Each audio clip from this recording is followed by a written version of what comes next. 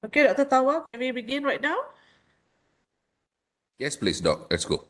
Okay, great. Yeah, now I can hear you.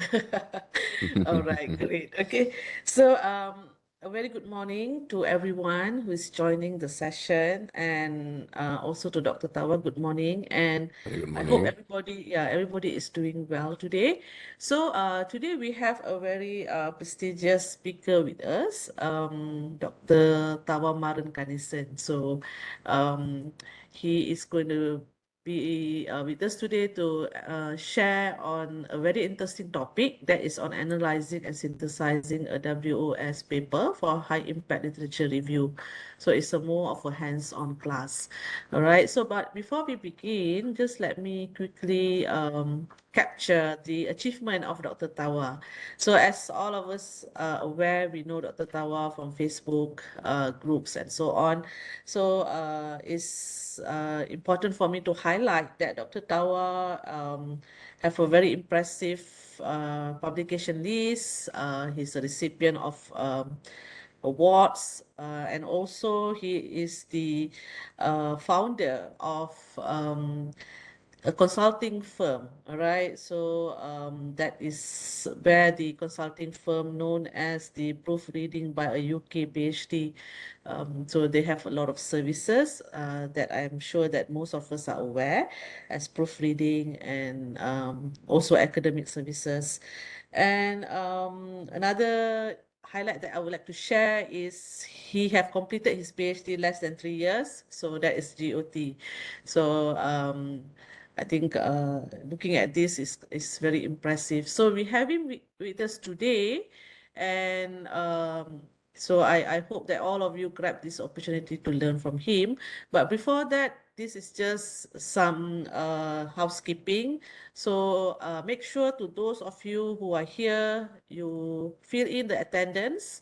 That is based on the feedback. So later on, I think Dr. Tawa is he will actually answer your question as he goes, and he will have a very interactive session with you. So I think I will not hold much time. So Dr. Tawa, I give this session to you back. Okay, thank you, Mandy. Thanks very much. So let me start by sharing my screen. Yeah.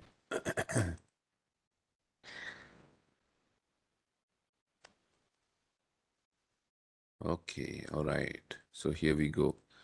Um,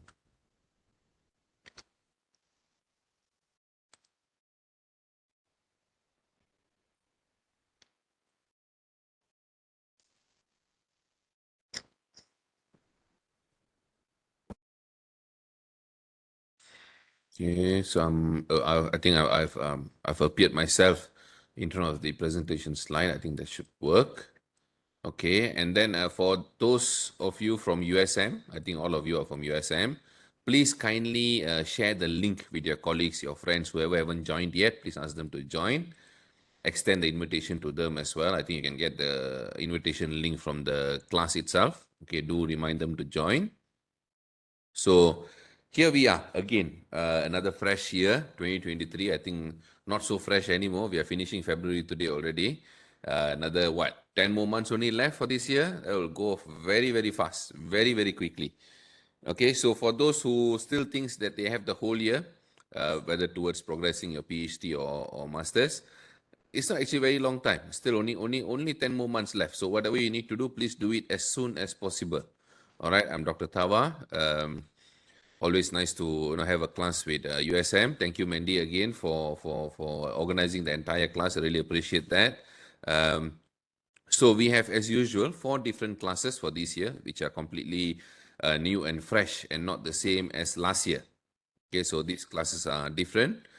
So therefore, if you never attend last year, then probably would have missed out those classes. This year, we have, including this class today, we have another 3 more classes, whereby on, let me see, let me announce the date quickly. So we have 12th of April, we'll be focusing on fundamentals of literature review. Okay, all the basics and all the do's and don'ts of literature review. Okay, so that will be on, please take the date, that will be on 12th of April. Okay, followed by the third class will focus on publication. Okay, review paper, systematic review, scoping review, narrative review, and so on. so that we don't delay our publication process until we get our data. That's not something we want to do because publication takes time. So that we are looking at 14th of July. Okay, 14th of July will be the third class. And then finally, there'll be a finale, fantastic finale as always. It'll be hands-on.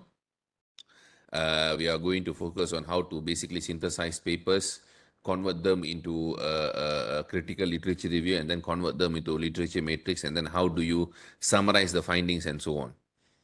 Plan to do that in 2 hours. I don't know how I'm going to make that happen, but let's see how things goes. Okay, so that will be on. Let me see. That will be on 21st of November. Okay, so we have a huge gap between our third and fourth class, so that gives you necessary time to prepare your review papers, publication before we go for the final class, 21st of November. Okay, so today's class we're going to focus on entirely on how to analyze and synthesize a Web of Science paper for high impact literature review and all that it requires before we get to this stage. So I don't want to repeat that. I think Mandy had done that quite well. So let me share a bit about our organization. This is the sole reason I'm here. Could provide this class for free. I am Dr. Thava from Proofreading by UK PhD, a company I founded back in 2015, I think 15, 16 roughly. We are the only ISO 9001-2015 certified academic consulting firm. Okay, in terms of quality factor, we really maintain our quality. And we are also endorsed and recognized by SFEP UK or CFEP from the UK, and also HRDF from Ministry of Human Resource Malaysia. And we were also recently recognized as a MSC status company, Malaysian Digital Company by MDEC.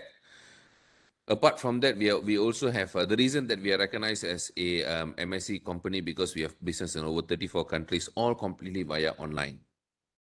Okay, and we are also official proofreader and MOU in progress, and MOU completed with the following universities and institutions. For today's class, I'm going to share all my knowledge that I've accumulated, not only via my own experience, but as well as over knowledge that I've gained from my clients, about 24,000 of them. Okay, because every time you teach, every time you share knowledge, you actually learn more as well. So for today's class, we are going to focus on some of our experience from our thesis consultancy vertical, publication consultancy vertical, thesis to journal conversion vertical, and also our language verticals. All right. So as always, I need 100% participation from all of you. So whatever else that you're doing, whether you're looking at your phone, looking at a computer screen, doing something else, writing, reading, attending meeting, whatever, please put all of that aside. Okay, for today, put all of that aside. As I always repeat since last year, this class will never be repeated. Okay, so if you miss this today, this won't happen again probably for the next few years, probably. Okay, or probably will happen on Facebook Live class. So I also want keyboard warriors. Discuss, ask questions. If you have any doubt, share it in the chat box. Keep your mic muted at all times, okay? And also your camera can be turned off because I don't want to see that, but I don't mind that as well, okay?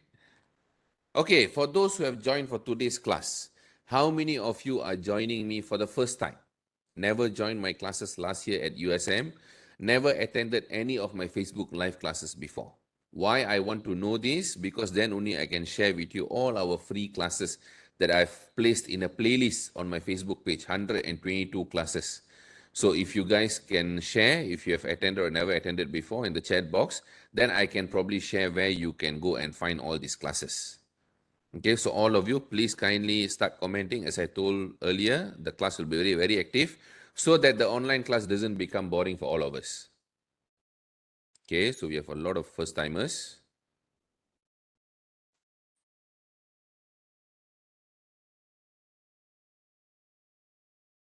Quite a big chunk of first timers. That's very good. So I believe all of you are at the very early stage of a PhD and masters. I believe so. So no problem for all the first timers. I have a bunch of free classes on my Facebook page. Okay, classes such as writing PhD, master's research proposal, thesis strategies for minor correction, research gap, topic exploration, literature matrix design, some of our experience sharing with our former PhD students, Dr. Tun Irfan, how did he manage to complete and win and manage to secure an award-winning thesis. So you can watch all of this on our Facebook page. Let me share very quickly. Okay, so this is our Facebook page. Here is the link. So I'll give you 1 minute. Please click the link very quickly. I'll show you what to do, how to go and watch the classes.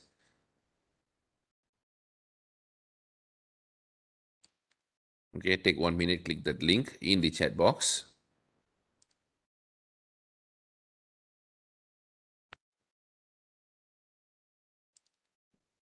Okay, so once you have done that, once you arrive here, you can realize that we do very little marketing, but we actually share a lot of knowledge. Okay, enormous amount of knowledge. Like yesterday, we started our campaign on how to write abstract. Very, very important thing to write.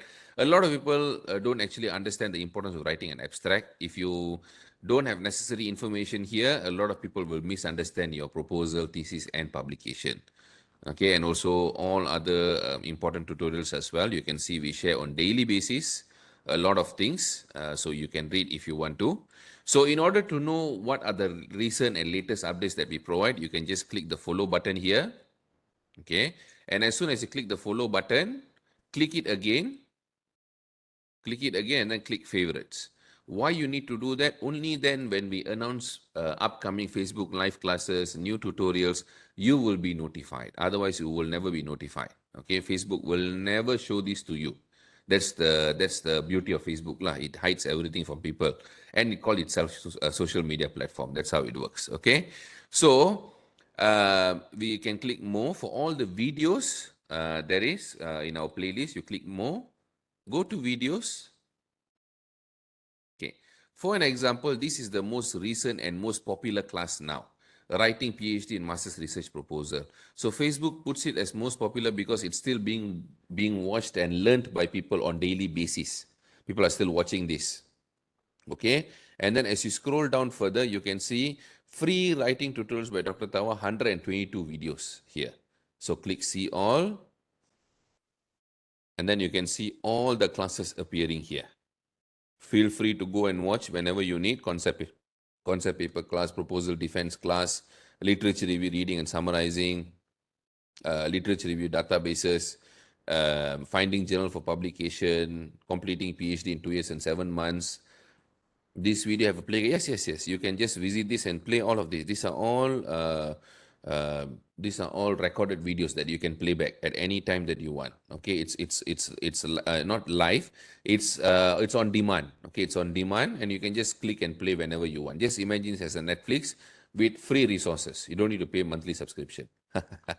Okay, so we have a lot of things: step-by-step review paper writing, scoping review writing, theoretical framework, conceptual framework, paraphrasing, all about journal publication, conceptual framework design, thesis to journal conversion, and so on and so forth. Okay, these are just some of the classes that you can go and watch.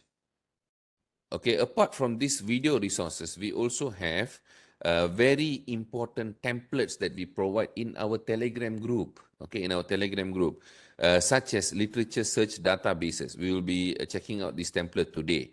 Critical literature review template, literature review summary template, literature matrix with theoretical aspect, background writing based on statistical information. Okay, if you need statistics to be inserted as part of your background writing, this template will give you all the websites where you can find data, okay, statistical data. Problem statement template, the best ever, 7 steps to just simply write your problem statement. Oh, sorry. And then also proposal defense template or Viva. If you're going to prepare, this will be a very good template to go through. Full thesis table of content and as well as databases hierarchy for literature review. We will be checking out this template today. How to access all of this and download all of this? Very simple. Via our Telegram group. Okay, so how to access our Telegram group? Actually, I have placed all of it under one roof. It's called Linktree/Dr. Thava.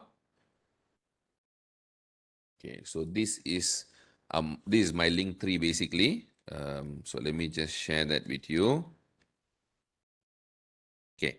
So once you click that link 3, you can see these are all the upcoming Facebook Live classes. Okay, starting from tomorrow, how to read a paper for literature review, designing questionnaire instrument, writing review paper, choosing theoretical framework, all our services, and then requesting for journal and thesis journal templates, free video classes, Telegram group. You can find it here. You can just click this and join the Telegram group, Facebook group, all the free notes from this year's classes, Facebook live class, TikTok channel, and YouTube channel. So everything is here.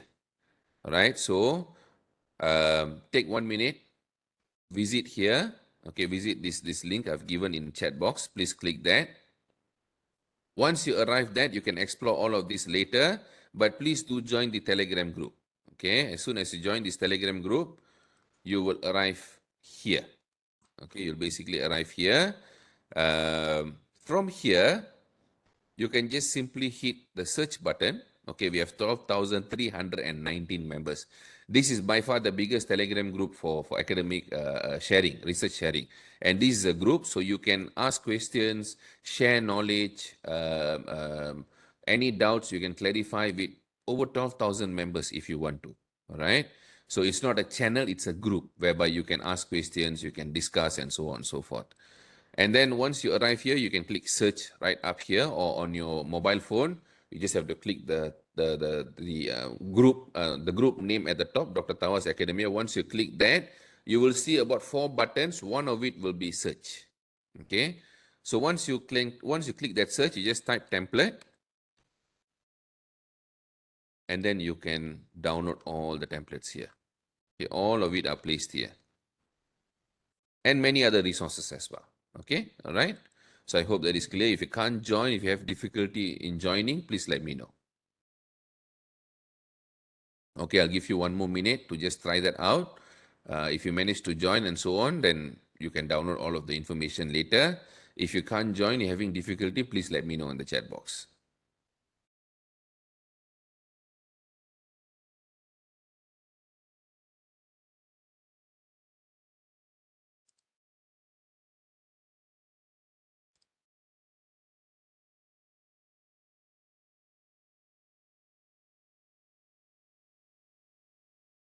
Okay, all okay so far?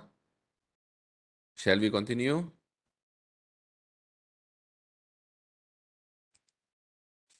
Okay, very well. Thank you. Okay, for today's class, so as part of today's class and always as part of my classes, I always share all these free resources. Please take note of all this. These are all part of your learning portfolio. So if you want to learn something, you have trouble, you don't want to pay for workshop, okay, because these basic things people charge to teach. Many workshops are teaching these very simple things, very detailed things, and you get it all for free. So just go and watch here first before you decide to join for any workshops, okay? So next thing, today we're going to cover about 5 different topics. Topic selection and scouting via an analytical idea mining, all about research gaps, literature databases, hands-on paper crunching, from proposal pathways to publication. So the way that I run classes, I don't only talk about proposal and thesis, because you cannot survive PhD or your life after PhD with just a thesis. Okay, publication is very, very, very important aspect of your PhD. So the minimum requirement, as far as I know, is at least 2 Scopus papers in USM. So our goal is to achieve that as soon as possible. We don't wait until we gather data and then when we start writing papers and so on. So I know this answer already, so I've asked this already, so we can skip this. Just before we start, a bit of ice breaking so that I can know today's attendees or participants are basically from which faculty, okay, which faculty they have joined today, and also your stage. Okay, so a bit of ice breaking. What is your name? Whether you're a PhD or master student, and what is your subject area? Please kindly all of you respond to this. So statistically, we can know who have joined today.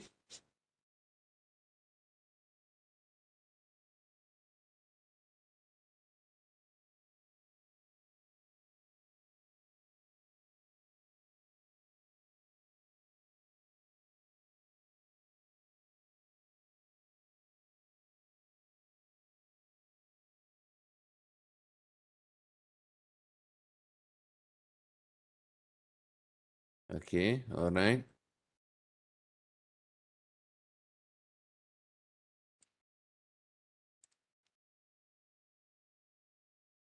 So it's quite diverse today. We have special education, cryptography, economics, number theory, and cryptography. Wow, very complicated. Education studies, School of Languages, mathematics, computer science, um, operation research, data science, second language acquisition, pharmaceutical, chemistry, okay, music, PhD statistics, education studies.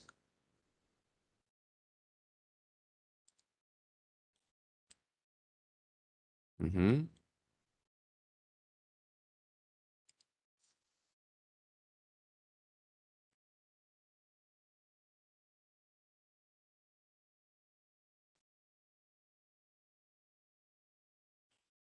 Okay. So basically, it's a very well diversified class. Okay. So therefore, I'll try to be as generalized as possible. Okay. So let's get started. So for all the newcomers or even existing students, okay, who is still struggling with proposals, still not on the right path and so on, how to select a topic. This is something very important to explore. How to basically select a topic. So, when it comes to PhD or masters, we don't have exam. It's all research based, right? I mean, at least masters by research, not masters by coursework. So we need to do research based on a topic that we are very much interested in, okay, and very much very familiar to our nature of living. Okay, so always uh, inquire a topic, or maybe figure out a topic whether is it a topic of interest for you or not. Because if it is not within your interest, it will be very tough for you to actually dedicate your time, invest, and then figure out what to do in your research. So make sure that it's within your interest or relatable to one situation. What it means by relatable to one situation? Maybe you can be a government employee. Okay, so there is certain issue that you want to tackle in your workplace, or government policies, or maybe security related, cyber security related stuff in government, or cyber security related private firm, or could be anything. So always design a topic that is within your interest or at least relatable to one situation, so you can easily move forward with it. But on the other hand, also, not all topics within your purview or your department or your workplace can be a PhD, because you still need academic literature to support the idea. So make sure you do a study whether that particular idea can be converted into a PhD or not. Okay, how to do that? I will share with you in the next slide. Okay, so let's say you find a topic within these requirements. If it is a yes, then next thing you need to weigh, you need to ask yourself, does it fulfill your goals or not, your specific goals? Okay, let's say if you don't find the topic, nothing within your interest that can actually, you don't find anything interesting to do research, like you don't ask the questions at all. So you need to put a hard pause and decide an alternative focus area. For some students, they can be very lucky in a way that the supervisor will give them a topic, say that this is the grant, please start researching into this. Okay, that is definitely better, makes your life easier. Okay, honestly. But if you don't have that, then this is the only way that you can work it out. Okay, so you need to redecide on focus area. Okay, let's say if it fulfills your specific goals. Okay, next thing you need to find, if it is a yes, if it fulfills your goal, then next thing you need to find out whether it's unique and novel or not. Whether is it, I mean, can it be a PhD topic or not? Basically, whether it's different from the current studies or not. Okay, let's say if it doesn't fulfill your goal, if it is a no, then you need to deep dive to find a gap. Okay, a gap that can fulfill your goal, that can fulfill your requirements. Okay, if we still can't, then as usual, hard pause and restart. Go back to the drawing board again, restart. Okay, um, let's say now you are here already. Okay, so now let's say you have already have a topic, you hard pause and restart, all of that done. Now you have already arrived here. Next question you need to ask, as I just mentioned, unique and novel. Very, very important when it comes to PhD. PhD, you cannot reinvent the wheel. No way. So, if it is unique and novel and different from the current studies, based on literature review, if it is a yes, then there is opportunity for new contribution. In the case that if it is a no, that is where another problem starts. It could be that you cannot find new idea or uniqueness because the topic might be overexploited. Overexploited means, I can give you an example, human resource research. Human resource research is a topic area that is very much exhaustively researched. It's not a bad thing, it is a good thing, but the only issue is that human resource is a problem that everyone faces. Okay, so even engineering guys, they will do research in human resource. The government guys, they will do research in human resource. Management guys also will do research in human resource, because no matter where they go, human resource will be there, no matter what industry.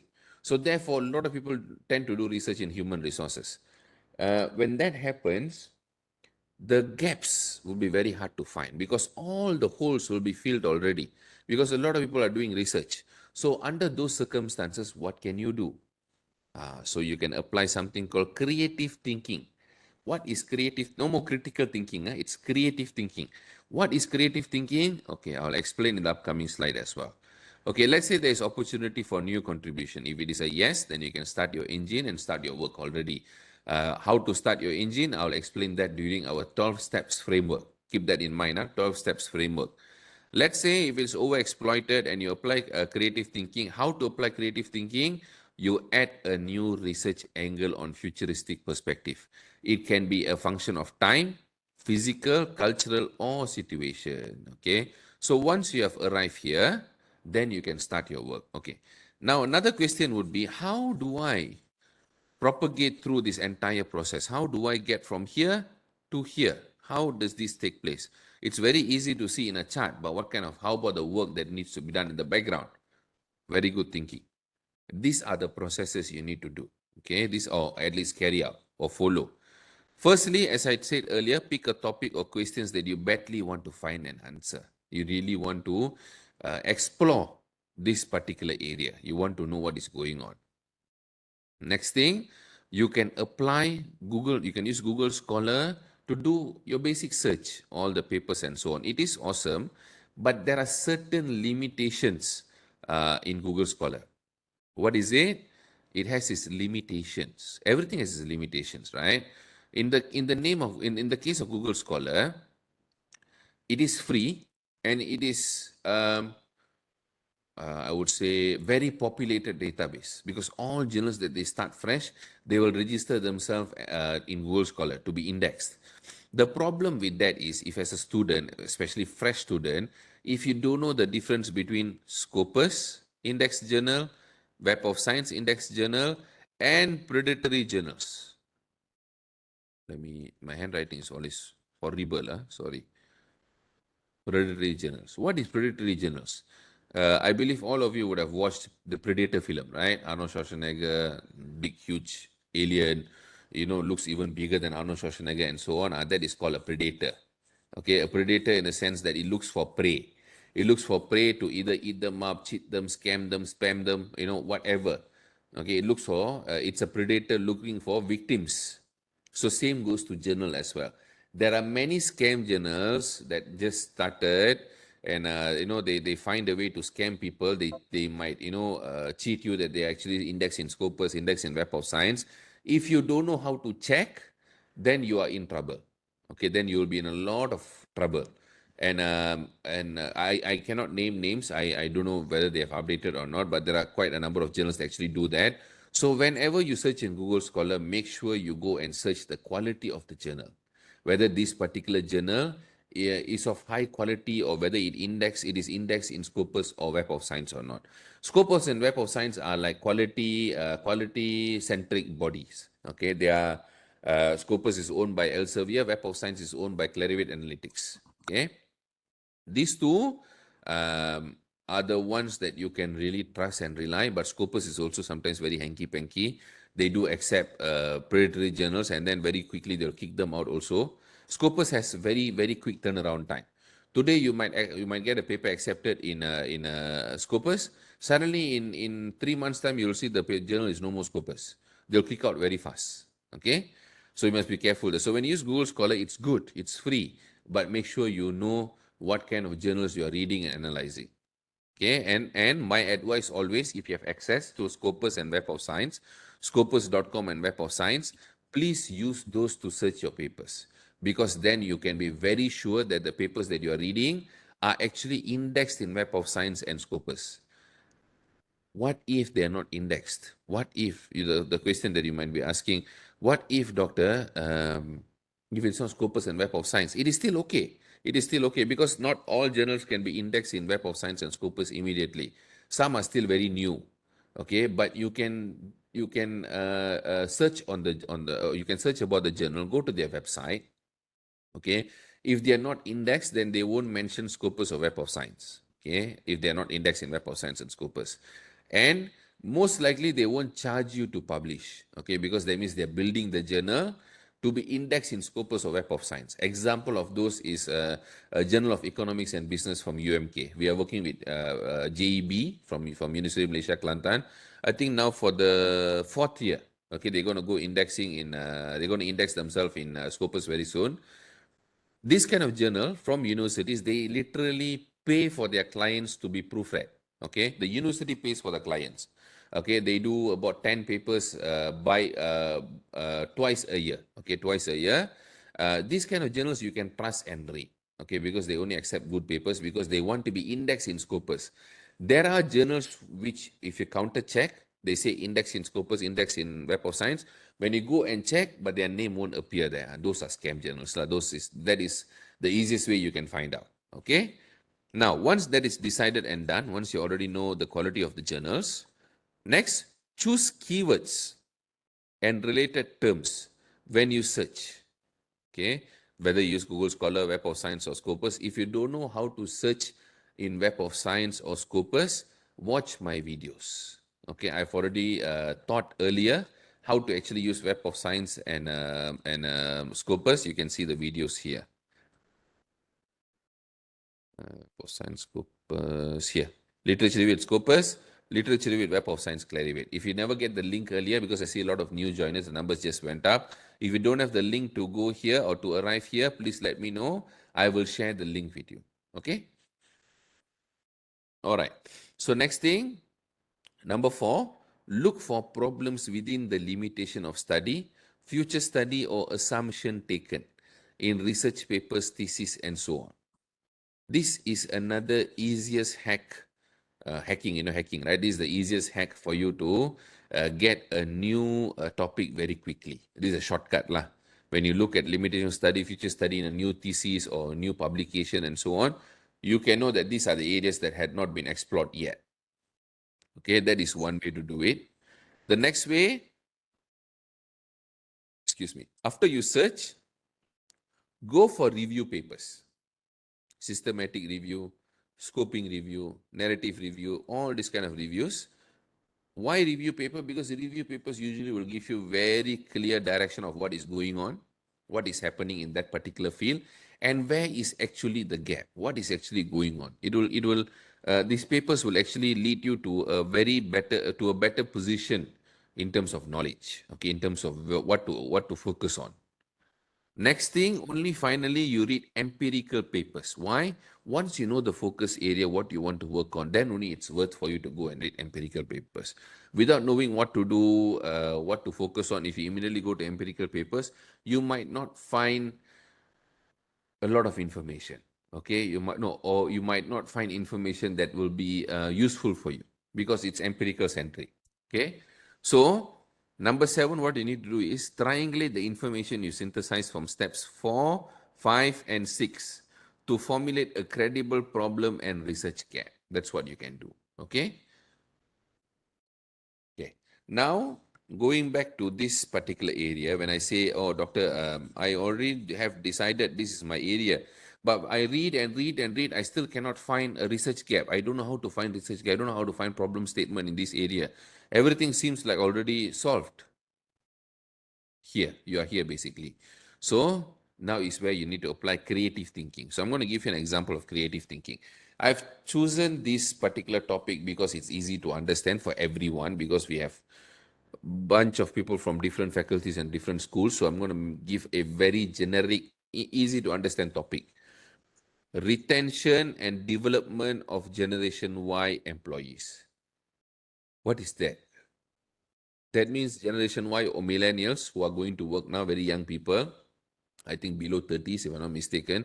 I think below 30s are still in Generation Y, if I'm not mistaken. Okay. How to retain them, okay, and how to develop them in a workplace, in an organization. That is what this research focuses on. This is basically an Emerald Q1 journal, Web of Science Q1 journal, focusing on this topic. So when I look at this topic, I'm very interested in this topic because I want to see how to actually manage Generation Y employees. Okay, and then when I look at this particular topic already explored retention. Okay, that means there are steps to retain them so that they don't jump jobs, they don't quit immediately. Within 1 month they quit, within 6 months they quit, and so on.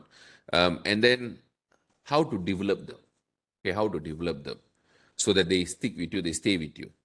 Objectives of this study: to propose new methods for employers to retain Generation Y employees from jumping jobs, to propose talent management techniques to develop Generation Y employees. So basically, how to keep them, to assure that they don't jump, and how to train them to develop them to be a better employee. So this is what this particular study focusing on. Now, looking at this study, I want to generate new research gaps, new problem area. From this, I have deduced creative observations. Creative observations. I've deduced 5 different creative observations. But for today, I'm only going to look at one because the rest I'll look at it during our second class. So this we are not going to explore today.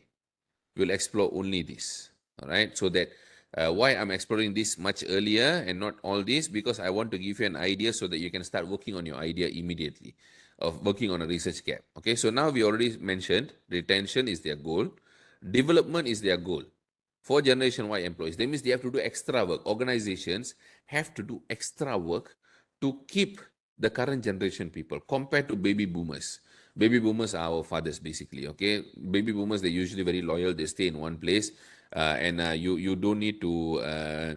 You don't need to actually not you don't need to, you won't have that much of struggle to keep them with you, okay, or to actually retain them.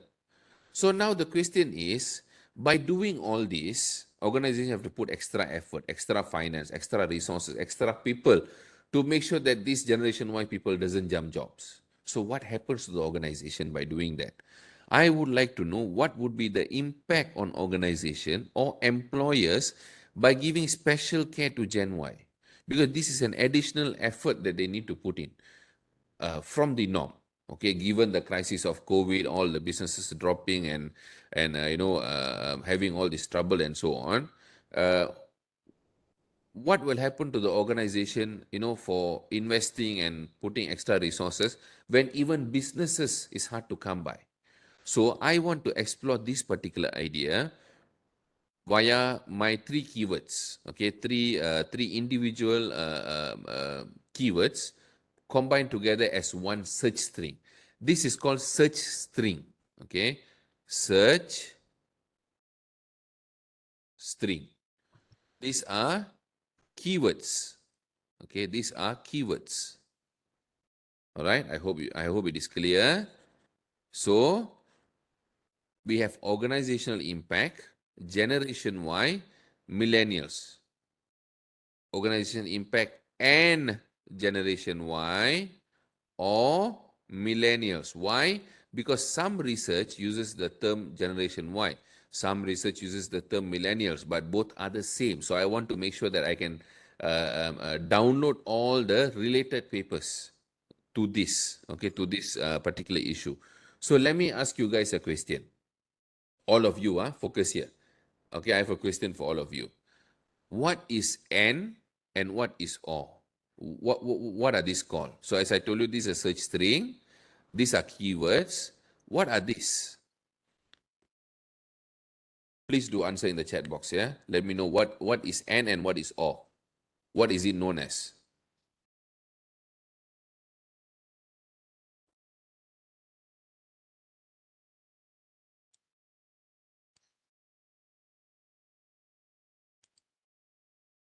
Mm-hmm. Okay. If you guys don't know, just say don't know. Huh? If you guys don't know, you can just say don't know. It's totally okay. That's why you are here. If you know everything, you wouldn't be here.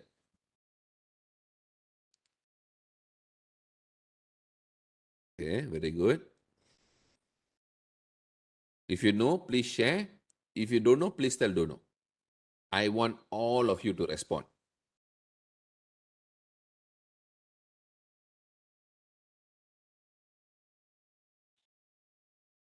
Okay.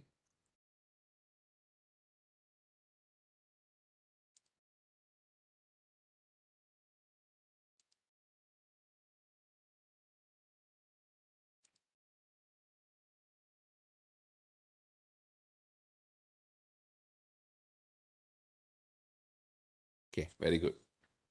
Thanks for being honest. It's very important to be honest in PhD, if you because otherwise you cannot learn, right?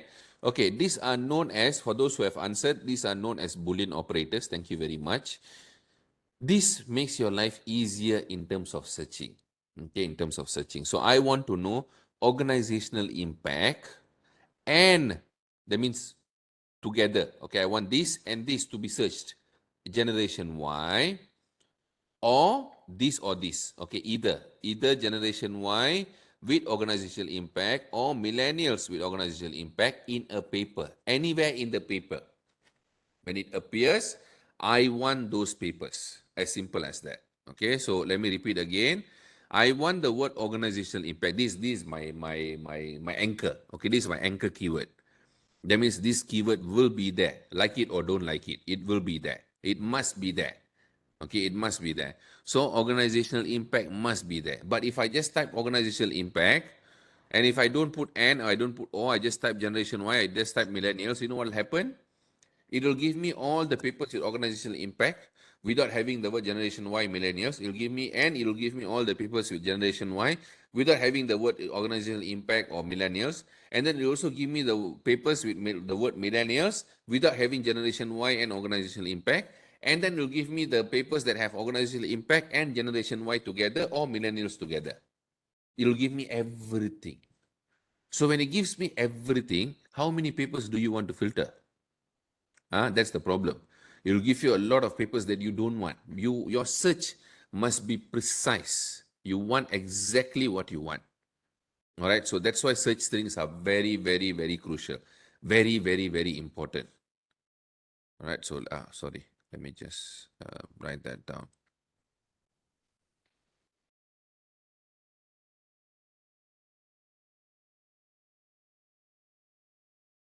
Okay. So, let's go. Let's try this as an example. Okay. So this is Web of Science. Okay. If you don't have access, I don't know whether USM has access to Web of Science or not. Most universities don't because it's very, very, very expensive. If you don't have Web of Science in USM, if you have, it's fantastic. Okay, fantastic. Joyce say yes. Okay. So make sure that you make use. Okay, how many of you here never use Web of Science for your search?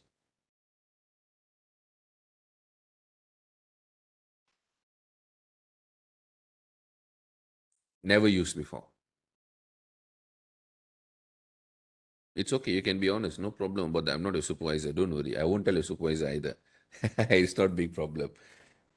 Okay, it's only it's not wrong to not use Web of Science. Okay, I have to be honest. It's not wrong to never use Web of Science. It's only a best practice. Okay, it makes your life easier. So I know all of you like to Google Scholar. I also love Google Scholar because it gives me everything. But when you want to be precise, you want only high impact, high quality papers, I would advise you to use Web of Science. Very, very good because it gives you Web of Science index papers. So the papers that you read, you will start realizing that it's very complicated to read. You don't understand most of it. When you hit that stage, that means you're learning. Okay, if you read every paper, very easy. You read, pop, throw, very easy to understand. Oh, I know so much. Because those can be very low quality papers, very trivial matters. That's why they cannot publish in Web of Science or Scopus. All right, so make sure you know what kind of papers you are reading from today. So from here, when you use this search, it's very simple. Okay, this is the search. If you don't know about researches, you can click here, but we're not bothered about that now. We look at documents only. So topic, I want to look at organizational impact. Okay, and then I add another row. Boolean, I can select and or not. I never used not before in my entire life. So if you ever find an opportunity to use not, it's very good. But so far, I've never found it yet. Okay, so and here will be Gen Y, and then at row, here will be all millennials. Okay, I don't want to set a date range because you know why? I am now doing analytical idea mining. This is my idea. These are my keywords that I want to explore. And now I want to do my own data analytics on this topic and to see how this particular area is being explored globally. Okay, globally. So sorry, that's what I want to do. So therefore, I want to search this for as long as it has record. As long as it has record. So 3061 results. Organizational impact, Generation Y, millennials. So when I go through this, I can see that this is adaptive use of social networking application, contemporary organization, examine motivation of Gen Y cohorts. Okay, related. Organization learning and Gen Y employers. Okay, managing millennials. Okay, very good. The effect of work fulfillment, job characteristic, employee retention. Very good. Understanding future leaders, definitely related. Effects of employee voice and delight job satisfaction, definitely. Incorporating ethics strategy management with regards to Generation Y view of ethics, definitely important. Development retention, obviously. Generation X and Generation Y women managers, challenges and issues. So, all of the papers are somewhat related. Somewhat. Okay. So, from this, I know that these are all the papers that I can read. 3,000 over papers. Okay. Before I want to start reading 3,000 over papers, the first thing I want to see is with the world that is emerging now, data is very important. I think most of you are from computer science as well. I don't need to explain the importance of data analytics to you guys. Okay, makes my life easier. For those who are not from computer science, data analytics will basically tell you what you will tell you things that you can never find out much earlier so that you don't waste your time. Okay, it actually used for competitive advantage. This is a competitive advantage as well, in the sense that of your PhD topic. You are creating a competitive advantage for you by not wasting your time. So once I click this analyze results, it will give me all the data that I need. So from here, I want to see publication years. From here, you can explore a lot of things. Publication years, document types, database, research areas, authors, publication source, titles, and so on. But what I want to see is this. Okay, so volume of published papers over 2013 to 2020. What does this tell me? What does this tell you? Tell me what do you think from this graph for this particular topic?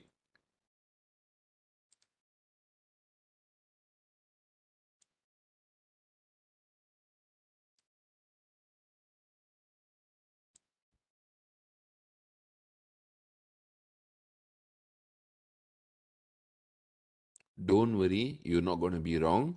This is not an exam. So please tell me what do you feel?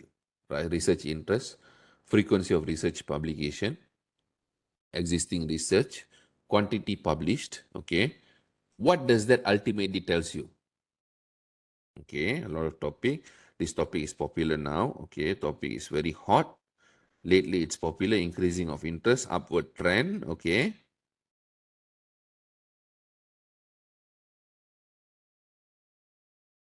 Give me a honest opinion. What do you think from this?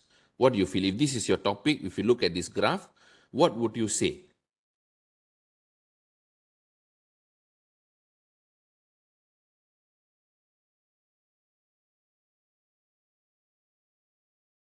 Exactly. Hot topic. Okay. Each year, there is an exponential rise. From here, there is an exponential rise. Okay, this is exponential already, somewhat exponential kind of. Okay, but here is stagnated. Okay, this is exponential. You might ask a question. Generation Y are still going to work. They're still quitting jobs, jumping jobs. But why exponential increased here?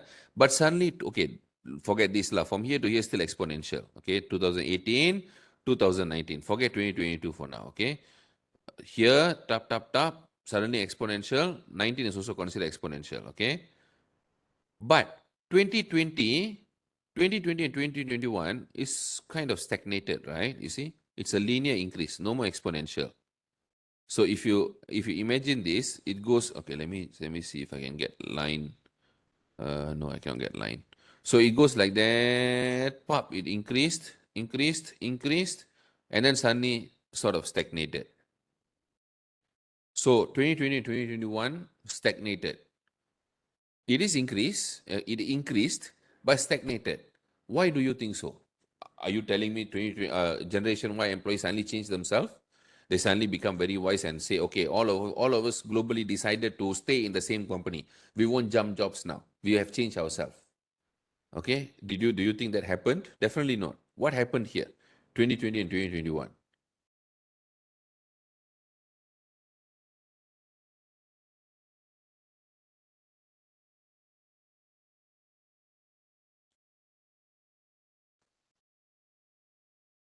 2020 and 2021, COVID happened. As simple as that. It's not nothing wrong with the topic. COVID happened. So when COVID happened, the volume of research exponentially dropped as well. Not exponentially, linearly dropped, not exponentially dropped, linearly dropped. That's why you got stagnation here. So it's not that Generation Y changed themselves or improved and stick longer in a company and they stop researching into it. No, it is still a problem, but just that they couldn't research much. So therefore, you have a stagnation here. And then you may ask, why 2022? Because I'm explaining all this. When you have a graph for your topic, when you look at this, you must be able to interpret the graph. So 2022, you might be thinking, why? I thought 2022 all open up already, all went to research already. They can now collect data, they can travel. You are right, but you have to understand most papers accepted in September, October, November, December are still indexed as, no, not indexed, still most of them are still in early access stage, at least some of them, because some journals are very, very slow as donkey. Some journals, they are very slow. So it might take few more months before they actually become indexed in Web of Science, which when that happens, this will increase rapidly. Okay, so we're still at very early February. So last year papers are still not completely finalized, accepted, published, and indexed yet. Okay, so please take note on that, and that is how you do data analytics when it comes to topic exploration. If you have any questions, please kindly ask. Now we are going to research gaps. So now you know how to explore topics. Okay. So from these topics, next thing you should know, yes, topics, I like it, but how do I explore research gaps? How do I actually come up with research gap? So there are a few types of research gaps: evidence, empirical, knowledge, methodological, theoretical, and population gap. How do I explain all this? No point me explaining theoretically to you. Let me explain it with an application. All right. Let me explain how would Elon Musk see this as gaps? How would it interpret this as gaps? So when I explain with an example, it'll be easier for you to understand when you read a paper, when you're deciding on a research gap, some of you at early stage, you might be able to synthesize and understand that, okay, this is a research gap, this is a research gap. All right. So evidence gap, if a new research finding contradicts widely accepted conclusions, then it's an evidence gap. So in the name of Elon Musk the Wise, when the whole world was okay with the gasoline engine, Elon Musk, Wallahi yana karanta yi karanta wa mai uh, ma'aikaci ne okay, can you yana mute, please? yana Thank you. Okay, so let me repeat this again. So in the I think all of you know who is Elon Musk. Yes, definitely. The guy is very, very famous. The guy is a single most respected person when it comes to solving a problem. So let's talk research gap in his language. So under evidence gap, if a new research finding contradicts widely accepted conclusion, that means everyone knows this is how things are done. But now it's no more the case. All right. So then it's an evidence gap. When we thought our medical is so advanced, when COVID came along, we know that we are nowhere close to being advanced. Not only us, the whole world. Right? So in the name of Elon Musk the Wise, when the whole world was okay with gasoline engine, Elon Musk presented contradicting finding. Not he did not start the first one, but he's the one who enabled it widely. Excuse me. Elon Musk presented contradicting finding on the gasoline engine as a base to introduce electric vehicle. So when you have contradicting findings, that can be a gap. Next thing, empirical gap. This is a bit unique. So after manufacturing the first sets of EV vehicles, whatever problem Elon finds will be the empirical gap. So when prior empirical research has a certain gap and requires improvement, you can address those gaps with the latest data via experiment, questionnaire, interview. So that is empirical gap. Knowledge gap. There is a scarcity of knowledge to design and build electric vehicles. That was the knowledge gap. So in this case, Elon Musk and his team designed new methods and techniques to design and manufacture EVs. So when you have a new idea, the techniques to implement the new idea itself can be a gap. Knowledge and methodology are different. Okay, methodological gap. Knowledge and methodology are different in the sense that even if Elon Musk finds the right engineers, the next gap that he could face is the right method to implement all the knowledge. So this is where the methodological gap kicks in. So when quanti or quali is not sufficient anymore, when algorithmic development alone is not sufficient anymore, maybe you will need to go longitudinal research method. Okay, you need to go into trials, you need to go on field trials and so on and so forth. So that is where methodological gap comes in. So if it's not as straightforward as just proposing new algorithm, propose and propose and propose, and colony mixed with that, this mixed with that mixed with this, second level, third level, whatever filters that we are introducing and so on. If it's not enough anymore, then we have to start approaching the next level. Field trial, FPGA implementation, a combination of quantitative questionnaire survey with algorithmic implementation. Many different things we have to mix and match. So when quanti and quali is not sufficient anymore, then we come up with mixed method, mixed with experiment and so on. Just to give an example. Theoretical gap is something very, very common in social related research and also mathematical modeling or mathematics related research. This is very much academic research and hard to relate to Elon Musk style. However, you can assume that if Elon Musk wants to theorize his entire operation or build a framework policies for his development, that is where theoretical gap kicks in. Or if you want to develop a mathematical model, that will be a theoretical contribution. Population gap. This is a bit unique. In Elon Musk's language, this is his marketing demographic. When there is a new technology or application, are the people ready to accept it? That itself is a very unique research gap, very useful for market and policy related research. All of this you can mix and match. All of this is not applicable for all research areas. Depending on your subject area, you can choose what is the most appropriate and suitable for you. Okay, so that is that. Now, we already know the types of research gaps. How do you explore it? How do you find out? What are the methods I can apply to find those research gaps? We have citation analysis, content analysis, meta-analysis, systematic reviews, future research/limitation. Okay, going back to the same topic, retention and development of Generation Y employees. How do you apply citation analysis when I want to do a research in this area? Very simple. I go to Google Scholar. Let me go to Google Scholar now.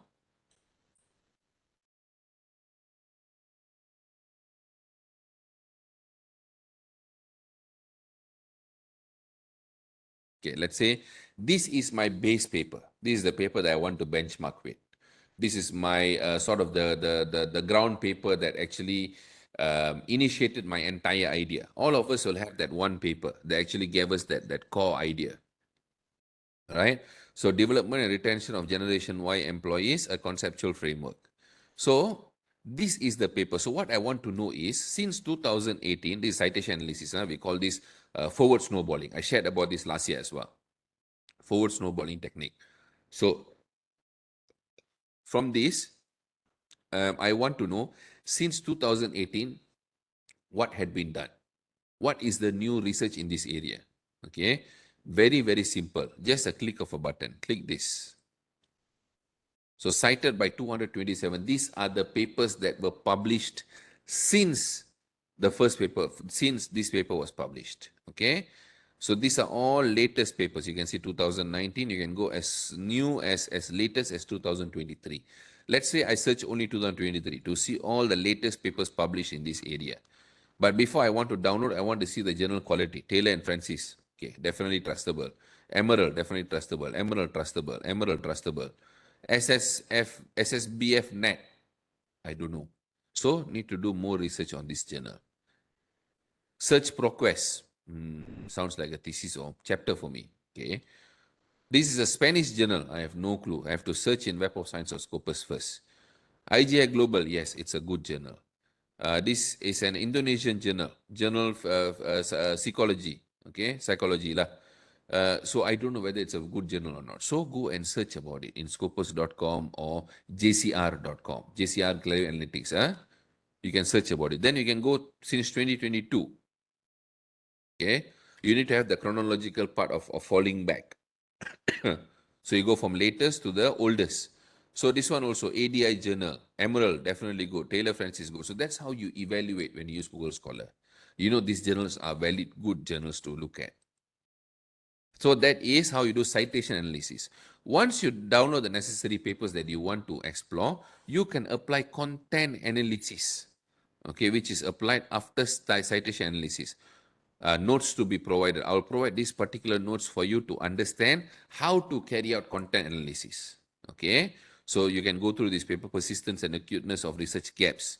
So this paper, although it's an entrepreneurship area, it will teach you how to do content analysis of previous reviews. Okay, so I'll share these notes later for you to understand how to analyze a paper, and we will also go through it together in another paper. That is part of our hands-on session today. Next thing, meta-analysis. Also notes will be provided. This is a very, very strong and very, very good paper from Nature. Okay, published in Nature. Nature is predominantly one of the best, or I wouldn't say one. I think it is the best journal there is, apart from Science. Science is very good. Nature very good. They only allow to publish absolutely strong papers. Okay, so you can daringly go through this paper, Meta-analysis and the Science of Research Synthesis, to understand how to do meta-analysis. Meta-analysis is literally a data analytics technique to analyze all the current results to see what is the actual gap in terms of results itself. So you need to define clear research question, find empirical papers with similar scope question, categorize variables that are related, run statistical analysis of differences, means and hedges. Not as simple as above, but these are the very basics. Basically, a data analytics approach to research gap. Okay, and you can see since 1990s, the amount of papers is exponentially increasing in meta-analysis.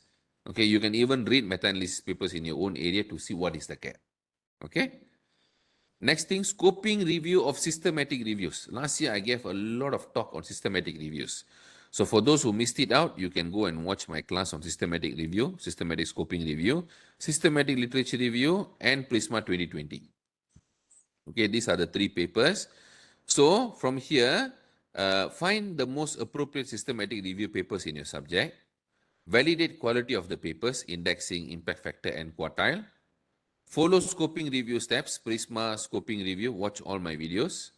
Conduct scoping review on all the systematic review. Basically, when you take systematic review papers, when you want to synthesize and understand what is going on in your area, you can also create a new paper called scoping review. You can write a new paper altogether and publish it as well. So you can sort of do a literature matrix for all the systematic review papers and then see the research gap, what is actually going on. That is another way to go. Okay, next class we shall cover scoping as a systematic review. Future research limitations. Steps to find gap from future research and limitations. Easiest of all, find similar theses and journals of your topic of interest. In thesis, read through limitations and future work. Adopt and adapt those ideas. In journals, usually there will be limitations discussed in discussion or conclusion. Absorb those as new ideas. Okay? So these are the 5 different techniques that you can apply in order to analyze your research gap or obtain a research gap. Okay? So now before we move further, how many of you have seen this diagram before? If you have never seen this before, please kindly comment you have never seen this before so I can explain this to you. This is the entire step-by-step approach during your PhD and proposal development. Proposal and thesis development. Okay, whether in your master's or PhD, doesn't matter. Okay, this I have upgraded this. Used to be 11 steps. Now I have made it into 12 steps.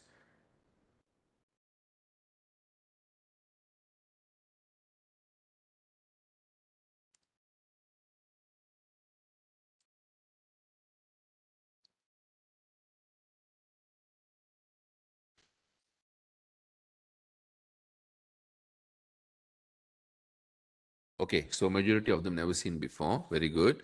So this is our 12 steps consulting framework for PhD, master's thesis, and publications. Okay.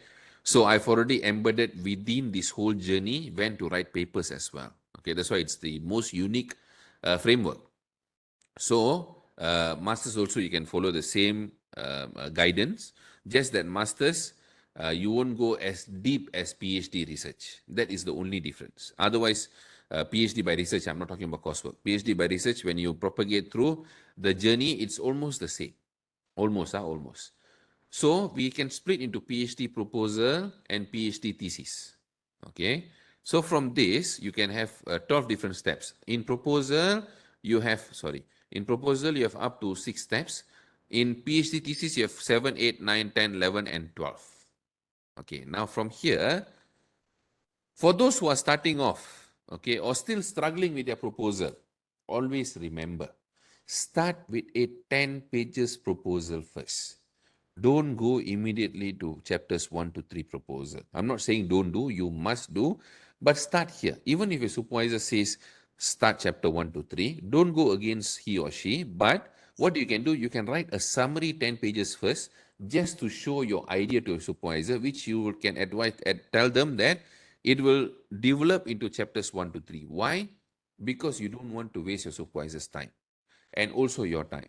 You want to basically show within 10 pages introduction, background, problem statement, RORQ, significance of study, research objective, research questions, significance of study, literature review, theory, if you have theory, conceptual framework, solution, experimental system, or theoretical model, whatever that you're contributing as a solution in your study, and your methodology. That's it. About 9 to 10 different sections. In 10 pages, you just show your entire idea. You reveal your idea to your supervisor. This is what I want to do within 10 pages. Then once they look at it, they are very smart. Okay, they can immediately look at it and say, is this viable or not? If they are very skeptical, depends on how you write it as well. If they are very skeptical, they will ask you, okay, you know what? Go and give me more information on this. Go and get me more information on this. Elaborate more on this. This one is okay. I like this, and so on and so forth. RORQ means research objectives and research questions. Okay, maybe computer science you won't have RQ, or engineering you won't have RQ. You'll have something called research objectives. You won't have research questions. Social science, quantitative, qualitative. Usually you'll have something called research questions. Okay, so that is what the role of 10 pages is. Very, very important to have that. Don't skip it. A lot of people try to skip it, end up after they write chapters 1 to 3, the supervisor doesn't like the idea. Supervisor won't even have a clue what you're trying to solve. I've seen many. Even yesterday I saw one case. Wrote chapters 1 to 3 ready, 109 pages. Supervisor until now don't have a clue. I went through the whole chapter 1 to 3. I started scratching my head already. Have to scrap the whole thing. We have to start the coaching from scratch again because the entire solution framework doesn't make sense. So how long? I think 1 year, 1 year 3 months. I think she developed the whole proposal. All goes down the drain. So best thing is develop this, show to your supervisor, get feedback, see whether you're on the right path or not.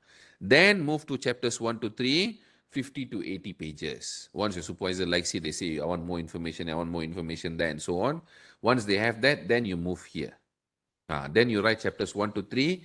How many pages in chapters 1 to 3? About 50 to 80. Roughly about 15 for chapter 1, about, I would say, 35, 40 for chapter 2, and then about 15, 10 for chapter 3. Roughly, that's it for your proposal. Okay, once your proposal is done, usually have proposal defense. Before a proposal defense, what can you do? What you need to do? Okay. My personal advice to all the students, whoever you select as your proofreader, doesn't matter. I'm not telling this because we are providing proofreading. No, you can go and find anyone you want, no problem. Okay. But make sure that you proofread your proposal. Why? Because you don't want to go to your proposal defense with a proposal that have um, bad language delivery. Okay, that have bad language delivery. Okay, so when it comes to step number 3, you need to improve the language. Formatting is one thing, that's totally up to you, how you want to format, USM standard and so on. But language is very important in the sense that when you show it to your proposal during your proposal defense period, when your committee goes through a proposal, they can understand the core idea. If your language delivery itself they cannot understand, when they come for proposal defense, they're going to scrutinize you quite badly. I've seen that before, students going through. And when I read their proposal, I can understand what the committee went through. Okay, so be very, very careful here. Make sure it's written very well. Okay, and we as proofreading company, we always provide language warranty and certificate. What is language warranty? It's a lifetime warranty whereby um, as long as the quality is what do you call that? As long as we have done the proofreading, you have never changed anything after that. When you submit to examiners, when they give feedback, even journal also the same. When they give feedback, let's say they say the language needs to be improved, need to proofread again, and so on and so forth. If that happens, then no problem at all. You can claim warranty for that. Okay, all right. Next thing here, this is where you can extract journals.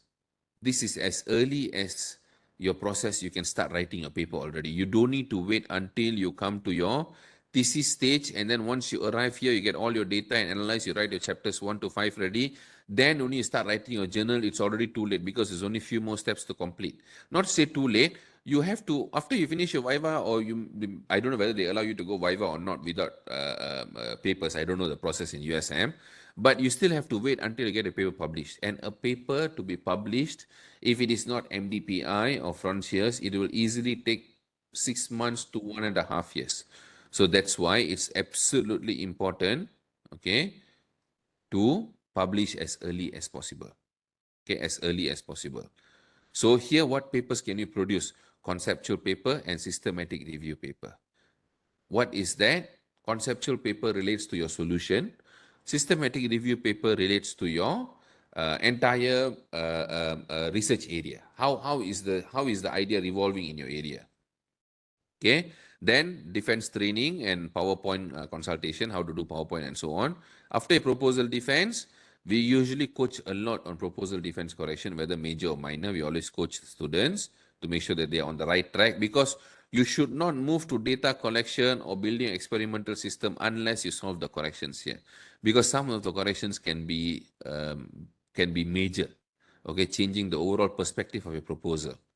Then finish your data collection. We usually focus on SPSS, Smart, PLS, MOS, MATLAB, NVivo, eViews, and so on and so forth. And then after you finish your chapters 4 and 5 analysis, you combine your chapter 1 to 5. You take your corrected version from step 6, chapter 1 to 3. You take your step 8, chapters 4 and 5. You combine them, make it into chapters 1 to 5 for thesis. Okay. Then here, okay, you start extracting 2 more papers if you want to. Okay, because here, okay, another important thing I forgot to mention.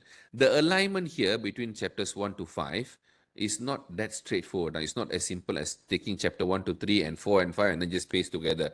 No, you have 4 to 5 things you need to do, chapters 1 to 5. You need to align your chapter 1 and 2 to your chapter 5, which will be your discussion and so, or your results.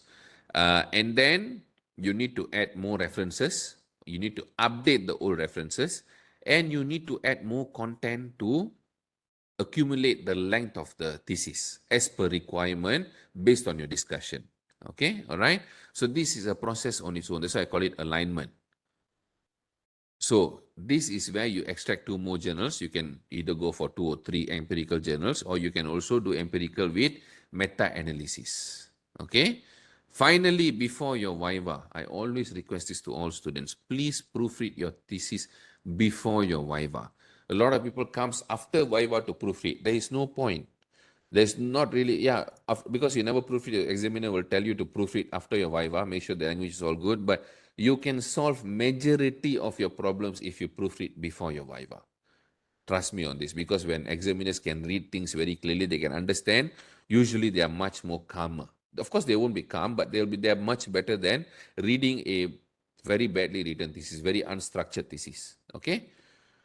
And then Prepare for your Viva, mock Viva, very, very important. And then Viva slides, usually Viva and proposal defense slides, I would say 60-40 or 70-30. What I meant by that, 60 or 70% diagram, 30 or 40% words. Okay. And then finally, usually we'll coach for Viva correction, major or minor correction. What is important is major or minor is still okay. All right, it's still okay. What we don't want is failing your Viva or reviva. We don't want that. That is something you should avoid at all costs. Okay. And finally, you can complete. This is our entire approach to completing PhD and masters. And how do we normally assist students, even supervisors also in terms of publication? For those who have already completed proposal, to a certain extent you're already done, but you're not sure whether you're on the right path, you need some advice and so on. Mode 1 and Mode 2. Content commenting and online coaching. Okay, we have over 112 consultants now. We usually give very critical comments, and we'll also coach you online to make sure that you're on the right path. Next thing, Mode 3 and Mode 4, accelerated thesis consultancy or accelerated publication consultancy or content editing for special cases. What are these? These are for students who are at the very early stage or probably mid stage, but still struggling, don't know what to do, don't know where you're heading towards and so on. Then these two would be the most suitable for you, whether publication, proposal, or thesis. Okay, so now let's go to literature databases. Okay, where do we, okay, now we already know how to look for topic, and then we also know when you're looking for topic, how to look for research gaps. So in order to fulfill all this, you must know where to go and look for papers. Okay, without knowing where to look for papers, you're going to have a very, very hard time. Okay, very, very hard time. So all the gaps are clear, but where should I look for paper? All subject area, medical area, engineering area, social science area. Yeah, Dr. Manwit's group will share the recording with you guys, but don't worry. If you guys need the slides later when you fill up the form to register, make sure you guys stay until the end to fill up the form so I can email you all the notes and the slides as well. If you guys go missing without filling up the form, then unfortunately I cannot email you the slides and the notes, okay? So all subject area you can use Web of Science, Scopus, Google Scholar, Archive, JSTOR, and all these other databases. There are so many of them. Okay. So all of these I've already accumulated them, or I already collected them in a single template like this. Okay, single template where all the links are given, and these are all the databases. Okay. Where can you download this? Do you guys know where to download this? Quickly in the chat box, please let me know where to download this.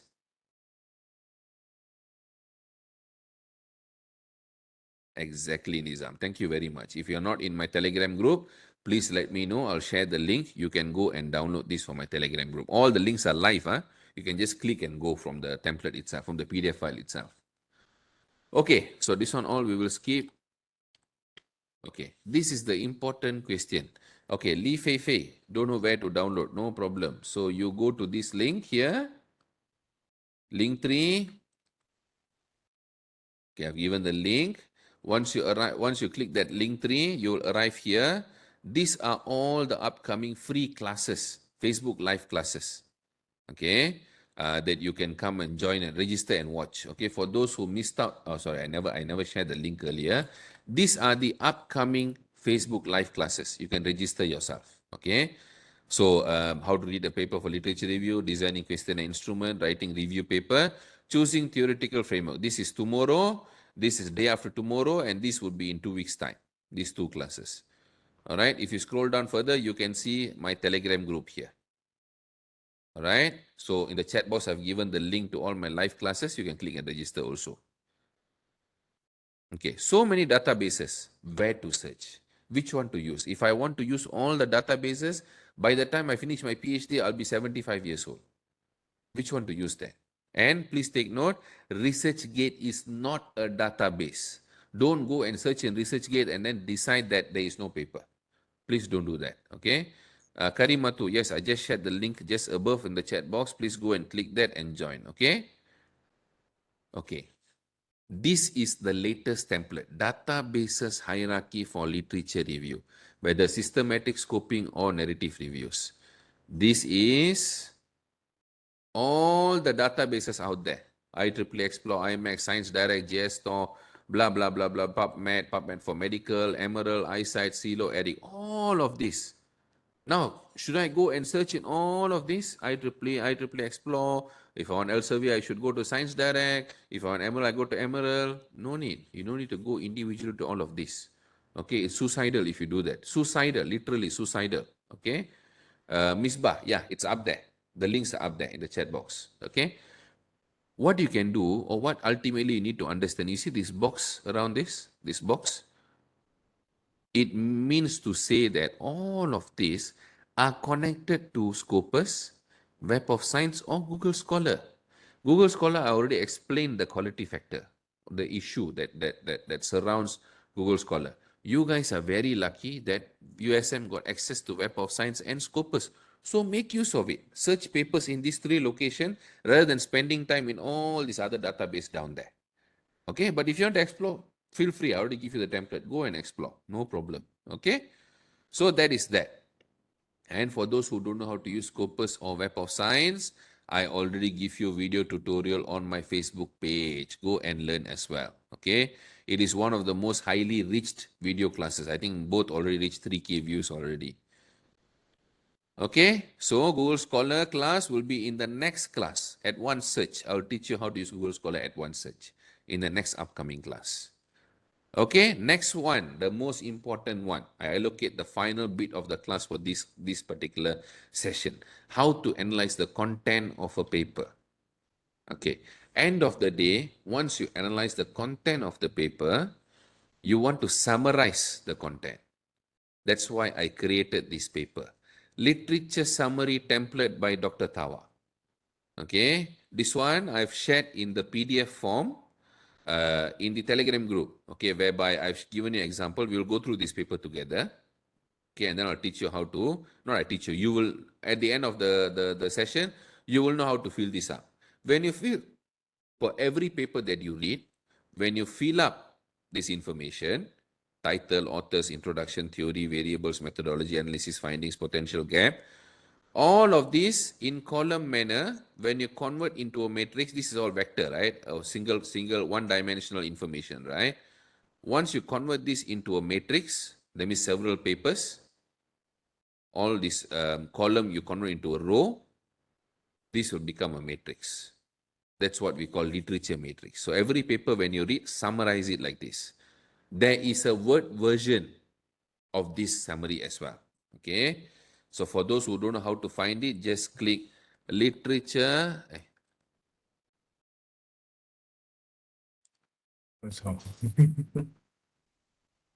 Literature summary. Okay. So click here, click here. This is the word version. Literature summary word version for USM. So you can fill it up. Go and join Telegram group, download it.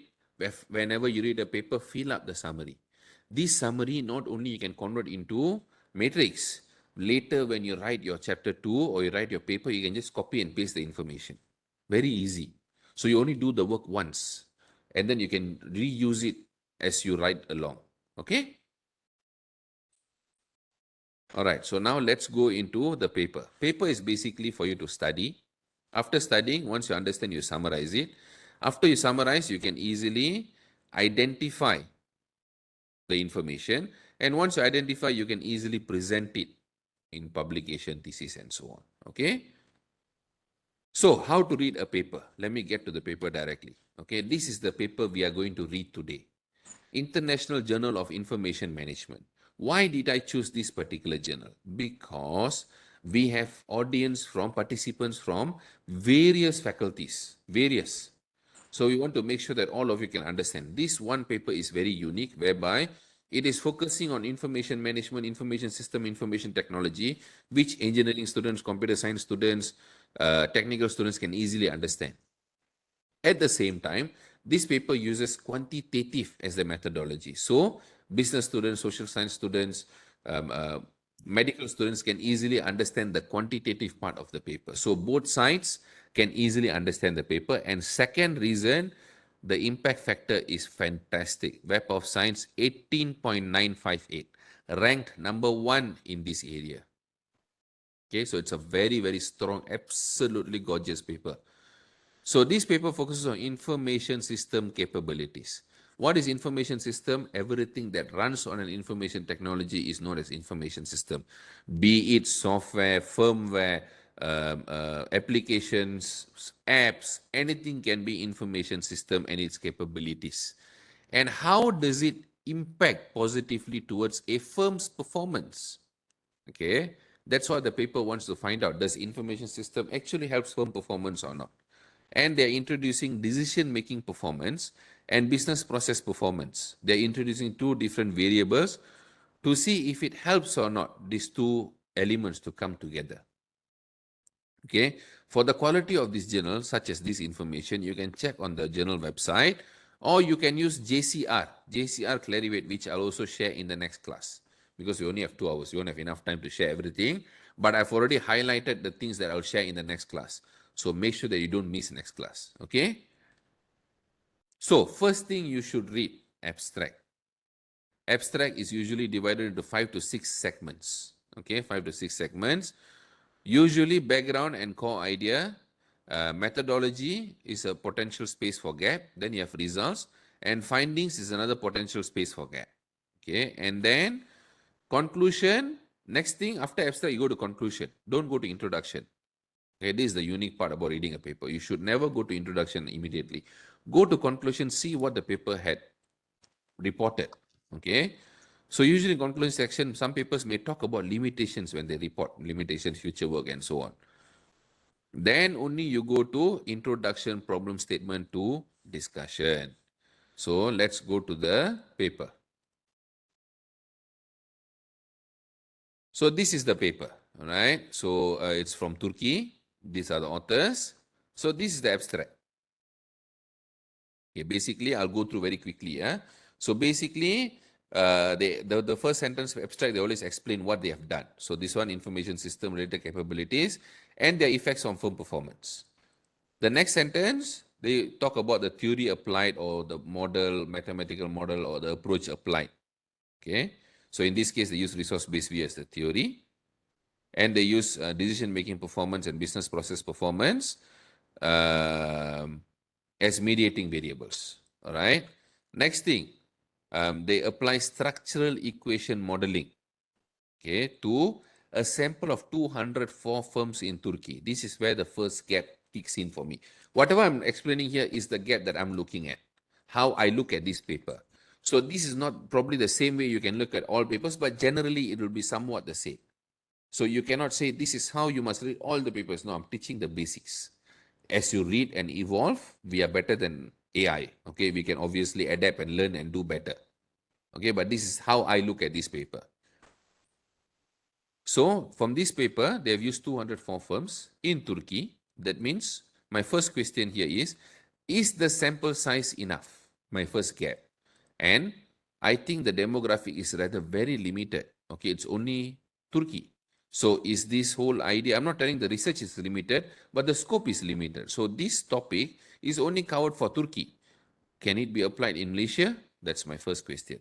Next thing, the test result obtained confirm the proposed serially mediating model according to which decision-making performance and business process performance play a critical mediating role in the human resource and administrative related IS capabilities and firm performance relationship. Okay, let me explain a bit more on this paper. The information system part, okay, here is broken down into 3 dimensions. That means 3 different functions lah. Information system to be easily understood. They break down information system to be analyzed under 3 different functions. The administrators of the information system, they want to see the role, whether administrators, if you have them, will they contribute to firm performance or not. Second thing, they introduce human resources, people who actually can use the systems, and will that improve firm performance, or talented people lah. Next thing, infrastructure. Does the infrastructure of the information technology assist with the information system, improves the firm performance or not? Okay. So what they have found is human resource and administrative actually have positive relationship towards firm performance via these two mediation, these two processes lah. When they introduce decision making performance, when they introduce business process performance, it actually helps when you have good human resource and when you have good administrators. But when there is no support, okay, they never find any support when it comes to infrastructure related IS capabilities. Okay, infrastructure related IS capabilities and firm performance, when they come together, they cannot, okay, they don't really contribute positively. Okay, they don't really contribute positively. So that is what we have found so far. Now from this, overall results are clear. So what is next? Now we go to conclusion directly. Straight away we go to conclusion. Sorry, this discussion. We go to conclusion here. Okay. In the conclusion, I only want to see one thing. Is there limitation future work or not? Okay. Scan for limitations. So I go through and this paper has it. Not all papers will have it. Not all. This is usually have it. Papers not really. But this paper luckily has it. Limitations and future research directions. So this is what it is. So from here, there are few limitations given already. Okay, I won't go through it. I'll explain to you in the summary later. But this paper has already given it and it's much easier to analyze. Okay, but however, I've reduced the limitations without looking at this, just for my own knowledge. So next we go to introduction. Okay, introduction, when you read a paper, it is dissected into few segments, few sections, okay, which are, first, it's always start with introduction. Okay, always start with introduction. After introduction, then we will have the background. How to know what is introduction, what is background? When there is statistical information, 7%, 56%, 17%. Generally, when that happens, okay, that would be the background. Okay, that would be the background. So, introduction and background. You need to know the section by section when you split the introduction section when you're reading it. Introduction, you cannot read just as it is. You should know this is this, this is this. You must know the function of each paragraph, each portion of the introduction. So this will explain to you what is the paper is all about. This will give you the overall background of what the paper is all about. And here, check the flow of background. See if the statistical numbers can be adopted for your study. You can take the numbers directly into your study because these also come from other resources. So always look at the citation. Next part focuses on motivation. Right until here, it's all motivation. What is motivation? Motivation or rationale basically explains sort of the the motivation to do the study before problem statement. Okay, you left one section that connects your background to your problem statement is called motivation to do the overall study. Okay, from this, I'll just take one example. They've given a literature matrix here. Therefore, a substantial number of studies has been conducted to investigate the impact of ITIS on firm performance. To exemplify, Table 1 provides a summary of the selected past studies reporting both direct and indirect associations on the relationship between ITIS capabilities and firm performance using various theoretical perspectives. Okay, so here, check the rationale of the study and literature matrix if given on what the paper focuses on. Go to the matrix. So this is the matrix. Not all studies will have this, but generally good papers will have this. As I said, good papers. Okay, so these are all the cited papers. So from this, in the matrix, all important literature will be summarized. Multi-layer reading means explore all these papers also. A lot of people only read this paper. They won't go through all these papers. Actually, when you read this paper, you should go through the cited papers as well. Why? Then only you can know what these papers skipped. They never focused on. What did they skip? They will skip. A lot of people do assumption they will skip a lot of gaps, probably unattended in these references. Okay? Then, next thing, Table 1 provides a summary, blah, blah, blah, blah, reporting both direct and indirect associations of the relationship between ITI's capabilities and firm performance using various theoretical perspectives. Some of these studies have captured a direct positive relationship between IT capabilities and firm performance. Okay, some of these studies have captured a direct positive relationship between IT capabilities and firm performance. Various authors such as Che, Ko, and Prabhu have pointed out that IT capabilities have no positive direct impact. Do you understand this? This is an evidence gap. There is a contradicting findings. Some people told that IT capabilities are actually very good for firm performance, positive. All these people said that. But there are also authors who said IT capabilities have no more positive direct impact because homogeneous IS are being implemented through enterprise resource planning and web technology since the 2000s. Okay, so once that is established that there is some conflict there, then you can do a whole lot of literature review. You can go through all these, which are usually from this literature matrix, the further description of this. It is up to you whether you want to study or not, but I truly recommend you to go through all of the papers. Then you'll understand your topic better. Okay, next thing, you can read through the review and explore the papers, can compare of what you found in the conclusion in terms of limitations. Based on your analysis, can those be gaps? These are the questions you should ask. When you go through all these, when you go through all the other papers, you can start exploring, say, hey, these are other problems that this paper never actually looked into. Can those be gaps or not? These are creative observations. All right, so next thing, then comes the problem statement. Okay, these are all problem statement.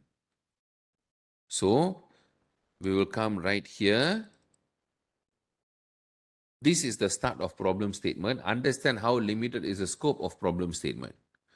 In this case, the authors are only introducing IS dimensions, business processes, and decision making.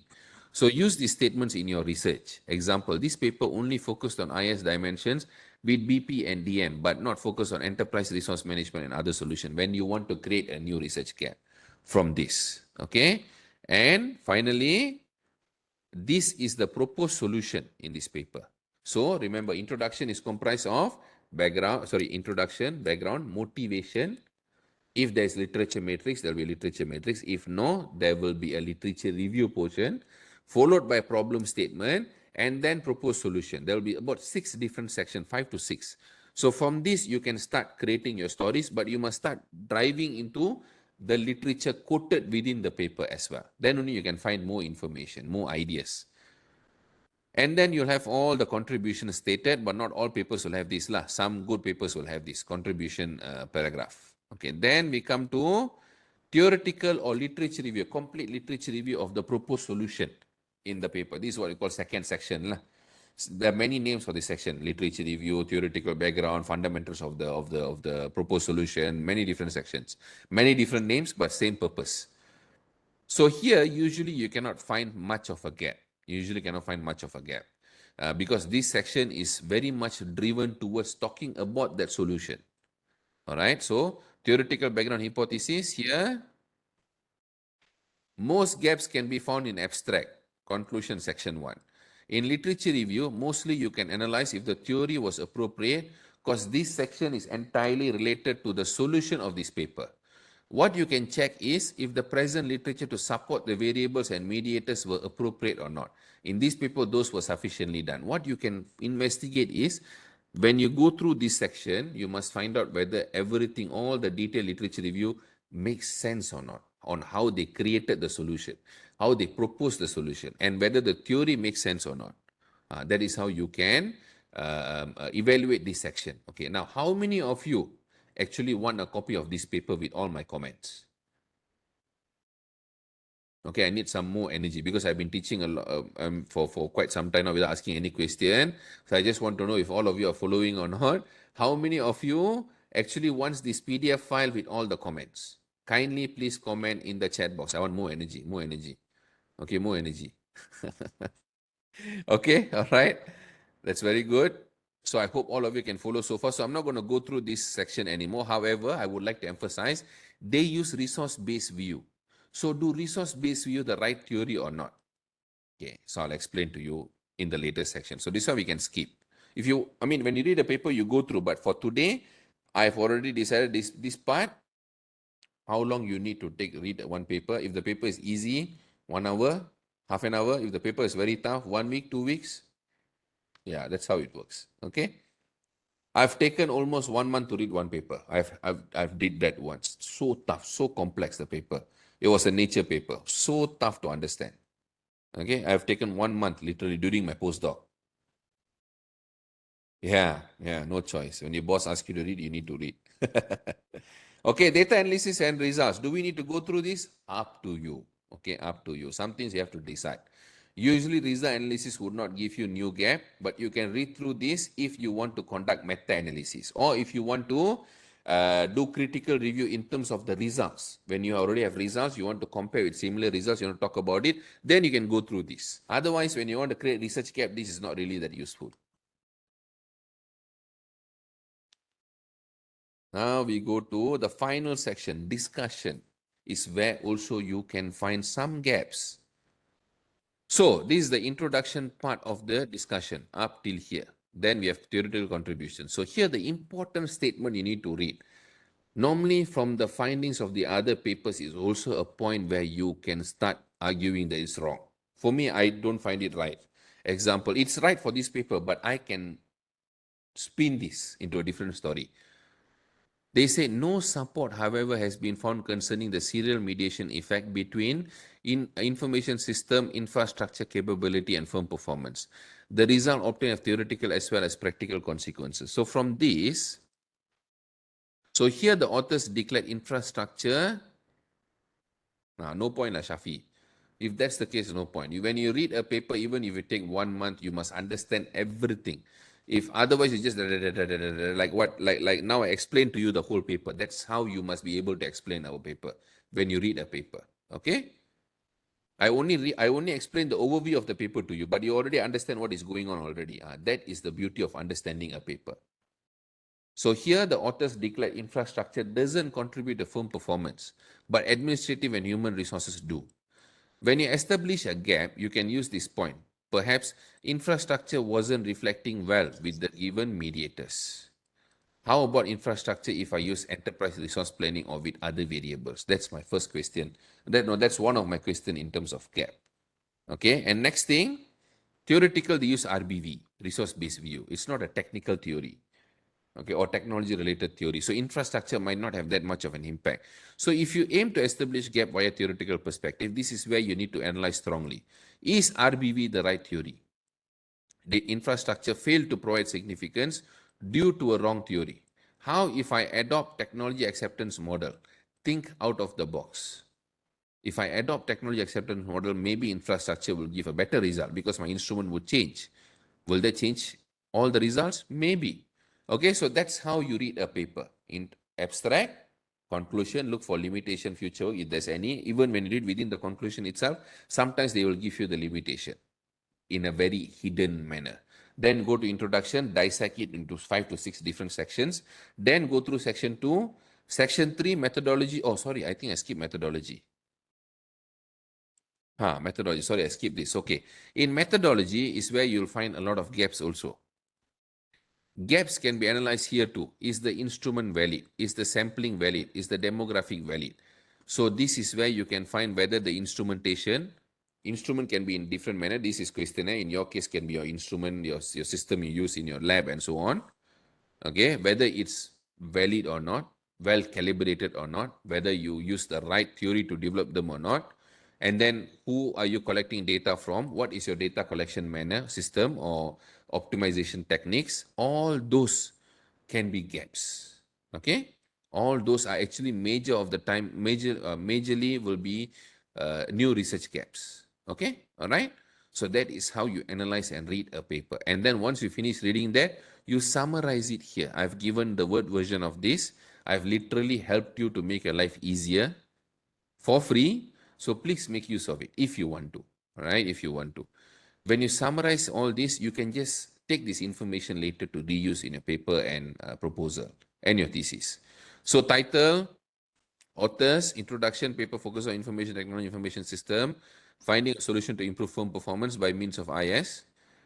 Theory, resource-based view. These are all the variables. Okay. Methodology, survey five-point Likert scale. Analysis, they use AMOS. Findings, these are all the findings. Now, potential gap. These are my potential gap. From this paper, findings are limited to Turkey. Will it be the same in other parts of the world?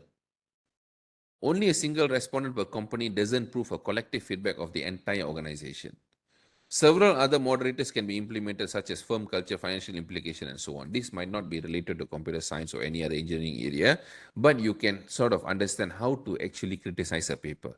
Enterprise resource planning can be explored with the said mediators. That's my research gap for this paper. Okay, so this one I already explained earlier. This is just a summary. You can go through it during when I give the slide to you. Okay, finally, from proposal pathways to publications. Okay, before I continue, any questions from all of you?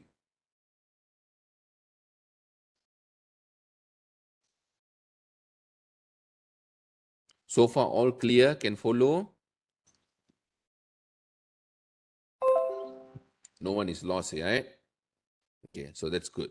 All right, so now, from your proposal, okay, forget thesis. From thesis, you can easily create papers. Empirical papers can be done, no problem. Okay. For the literature, shall we table it using Excel? You don't need to. I already given you the Word version in the Telegram group. You can download from there. And then from that, you can just table it into literature matrix. That literature matrix, I think I've already shared a file in Telegram as well. So you go here, type literature matrix. I think I have a Word version here. Literature matrix template, that is PDF. That is also PDF.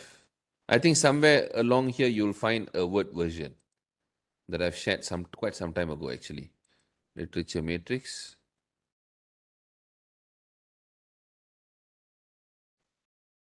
Okay, it'll be somewhere here. You try to find here, okay? What is the steps to write journal? As before this, you share steps to read journal. Uh, that requires another class altogether, Remy. But what you can do is you can go and watch my live classes. I've given the link earlier. There are at least, if I'm not mistaken, 15 to 20 classes explaining about writing journals. Okay? All right? All the best to you. Now, coming to writing journals.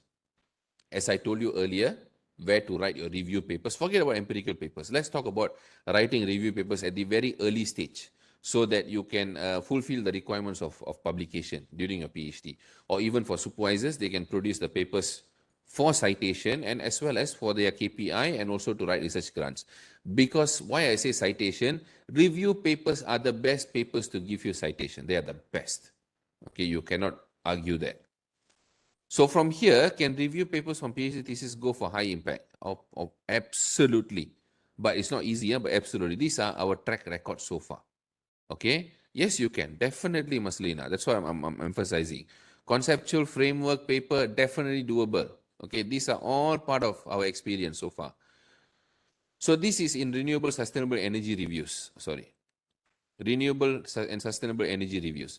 Q1 impact factor 16.799. Okay, this is an SCI paper, rank 1 out of 47, Web of Science, narrative review. This one quite some time ago, but one of our client also an extraction from, because some of this we quote, some of this we consulted, some of this we proofread and paraphrase. Next one, trends in food science and technology. Q1 impact factor 16, Dr. Bernard, my very good friend from UPM. Rank number 2 out of 144, narrative review. This one is from Dr. Parvez, who already went back to India. He's an assistant professor in India now. Finished his PhD in UTP. I personally looked into this paper. This is one of the best conceptual paper you can see, you really want to read. Okay, you can find these papers in my Telegram group. You can find it. Okay, you can download the copy of it. This is an conceptual paper, ranked 7 out of 171, impact factor 10.8 Q1. Okay, sorry, this is SSCI, not SCI, this is SSCI. There's a mistake here, typo.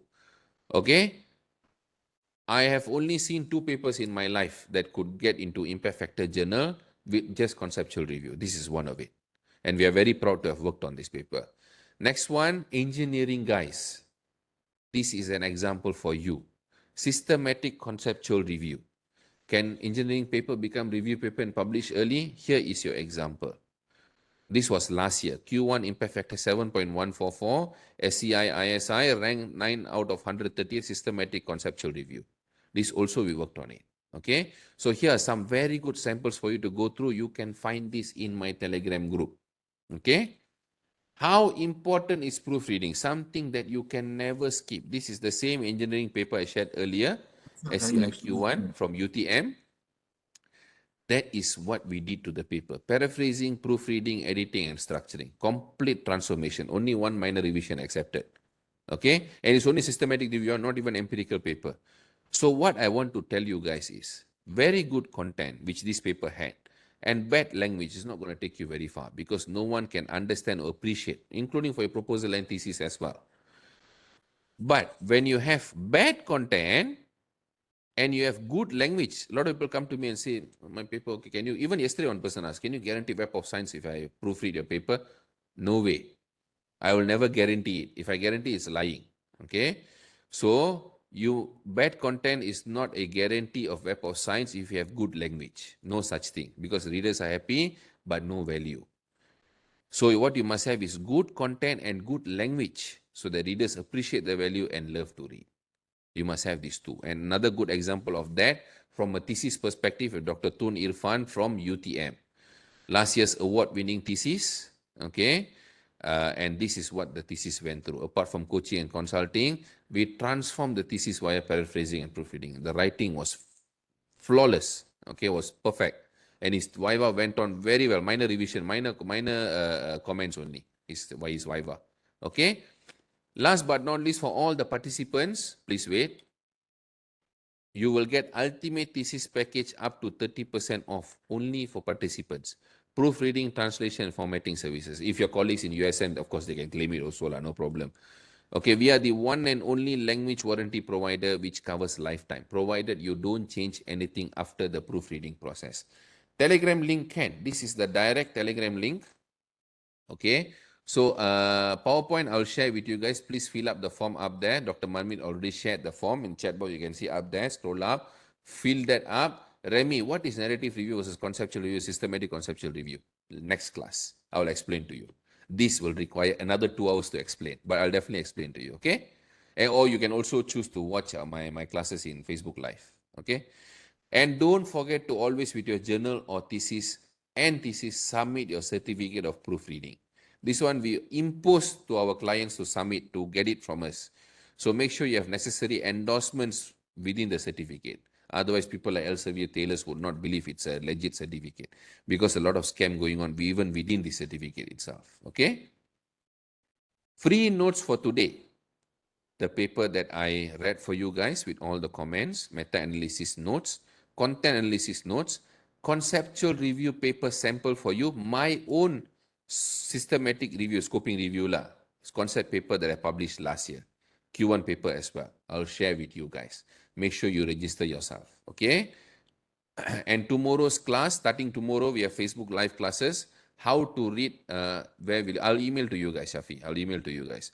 Tomorrow, how to read a paper for literature review, 1st of March. 2nd March, designing questionnaire instrument. 23rd March, writing review journal before proposal defense. 30th March, choosing theoretical framework. These are classes won't be covered in USM. This one covered already, most of it covered today, but this all won't be covered in USM classes. So if you want to join, you can come and register yourself here. These are the links, okay? And for today's class, and also for future Facebook Live classes, if you want to request your own classes, your own problems that you want me to come and teach you, no problem, you can request that. This is the link to do your request, okay? Click that link, review today's class, make sure you give 5-star. Don't give anything less than 5-star. If you want to give me anything less than 5-star, although I worked very hard to teach you, you can just WhatsApp me. No need to click that link, okay? So you click that link, hit 5-star in the comment column. Do share what you want me to teach you, okay? Because these Facebook Live classes only covers for March. We still have April all the way to December. So you can propose new classes that you want me to teach. Like Remy had a lot of questions. You can propose all those classes, Remy, and I will definitely come and teach on Facebook Live, okay? So make sure you click the link. Don't forget 5-star. And this is where we are located in Cyberjaya. This is our office. If you want to visit us, please let me know earlier because I won't be in the class, so I'll be teaching if I'm in the office. Or we can always meet online if you want to discuss anything, okay? And this is my WhatsApp link directly in case if you want to discuss any of the consulting or proofreading services. And last but not least, not only for students, but also for supervisors, we have professors, I think Siti, her name, oh, sorry, oops, sorry,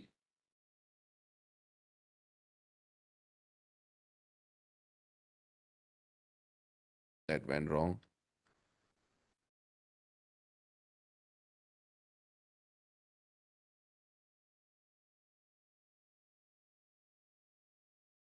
Okay, not only for professors and also students, also for students and professors, we focus on publication content editing. These under consulting vertical, both Scopus and Web of Science. From proposal defense all the way to thesis Viva examiner response, we have coached the students very well. And for those who are starting off or stuck, beginning of PhD proposal to defense consultancy, defense Viva preparations, thesis to journal conversions, data analysis and interpretation. These are the 6 core areas that we focus on in terms of consulting vertical, apart from our proofreading vertical. Okay, so that is all for today. We came to an end. Thank you very much for joining today. We have completed at 12:05, which is almost on time because we started late. So let me stop sharing my screen. Mandy, over to you. Thank you very much, Mandy. All right, thank you very much, Dr. Tawa. Mhm. I would like to actually take this opportunity to thank you, especially for all the sharing. I think all of us have benefited from the sharing. And to those who are here, please uh, ensure that you fill in the feedback. This feedback is very important for your CST points. And like what Dr. Tawa mentioned earlier of the presentation, that there will be another class on the 12th of April. All right, Mhm. so stay tuned. So we will be sharing the information, the details, and so on. All right, Dr. Tawa, thank you so much, and we hope to see you again. And Thank you very much, Dr. Manmeet. yes, and all the best to you. Okay, and also to all the Thank you. students and the staff of USM. Thank you so much, and Thank, we hope to see you again then. All right, bye bye. definitely. Thank you. Thank Take you. care. Bye bye. Thank you, everyone. Thank See you. you. Bye bye. Bye bye. Bye.